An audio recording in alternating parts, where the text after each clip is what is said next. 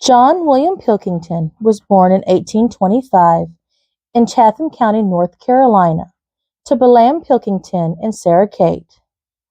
He was one of the 16 children the couple would have. At this time, North Carolina was rich with natural beauty and diverse cultures. The state's economy was primarily agrarian. The major crops were tobacco, cotton, and corn.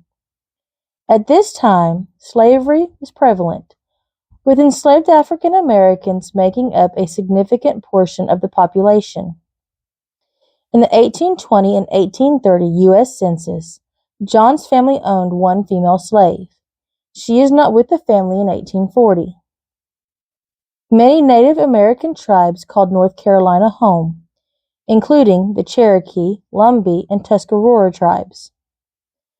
They had rich cultural traditions and played a vital role in the state's history.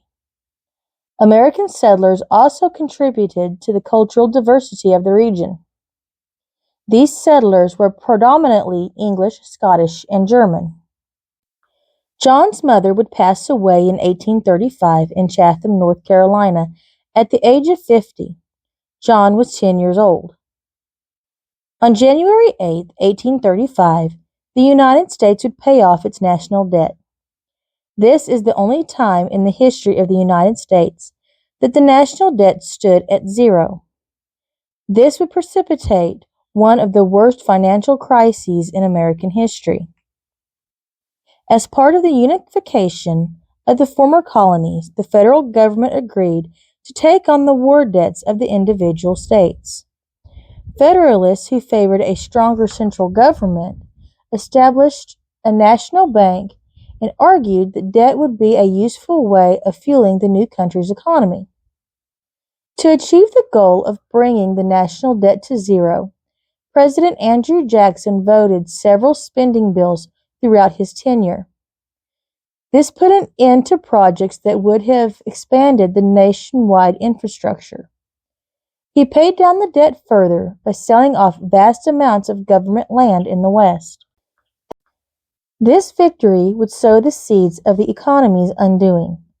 The sale of federal lands led to a real estate bubble and the destruction of the nationwide bank. This led to reckless spending and borrowing, combined with the downturns in foreign economies, led the Panic of 1837. A bank run and the subsequent depression tanked the economy. This forced the federal government to start borrowing again. War would break out between the United States and Mexico in 1846. John would marry his first wife, Catherine Beckham, on November 19th of the same year. By this time, John had moved to Pike County, Georgia.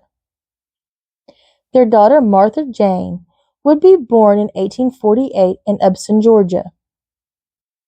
The following year, 1849, would bring the birth of a son, Daniel, on April 14th. In 1850, John and his family would be living in Upson, Georgia. The Georgian economy was primarily agrarian, with the dominant crop being cotton. The climate and fertile soil made Georgia ideal for cotton cultivation.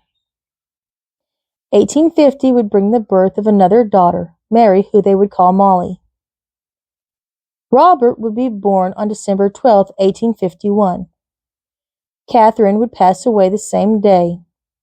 It is unknown what caused her to pass away. Many things like hemorrhage or toxemia could have contributed. Also, illnesses like typhoid and pneumonia. This left John with 4 young children, all under the age of 10. John would marry Sarah Taylor on October 30th, 1856 in Pike County, Georgia. Their first child, Mary Rebecca, would be born to Sarah and John on November 1st, 1857 in Molina, Georgia. The 1860 U.S. Federal Census shows that he was working as an overseer. His personal estate was valued at $350. It is likely he worked for one of his neighbors who had a larger farm. An overseer was a manager who oversaw the operations of a plantation or estate. An overseer was responsible for the success or failure of the operation. They made decisions about planting and harvesting and were responsible for meeting quotas. An overseer would have inspected enslaved people and their houses and were responsible for the health care of the slaves. Overseers kept records of crop inventories and held the storehouse keys.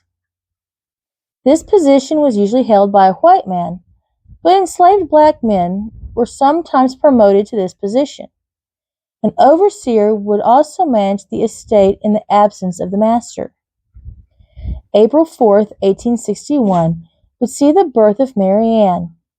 Earlier in the year, on January 21st, the Ordinance of Succession was publicly signed in a ceremony by Georgia politicians. John would enlist in the Confederate Army on August 4th, 1863, in Thomaston, Georgia. He would be a private in Company D of the 6th Georgia Infantry. He would be part of Captain E. A. Spivey's company. As a soldier in the 6th Georgia Infantry, John was likely at the Second Battle of Charleston Harbor. This was also known as the Siege of Charleston Harbor, the Siege of Fort Wagner, or the Battle of Morris Island.